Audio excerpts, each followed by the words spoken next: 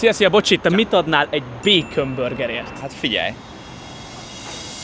Vidd a kocsit. Te mit adnál egy bombás bacon burgerért? 20. A cipőmet. Ennyi egy cipő? 20-as meg. Ha adok érte egy AirPods Maxot, itt a telefonom is vigyázz. Ez egy bacon burger? Jézus Isten, vigyed te is! Köszönöm szépen, jó csere! Füles meg teló már van, hozunk még egy burgert, megnézzük, hogy tudunk-e még többet kicsikarni ebből. Mit adnál egy bacon burgerért? Ez bombás. Még szép, hogy bombás, mi más hoznék? Kondi bérlet. Nem, szerintem ezt felejtsük, ezt az üzletet. Várjál, odaadom az egyik kriptopénztárcámat. Mínuszban meg nem akarok menni. Mit adnál egy bacon burgerért?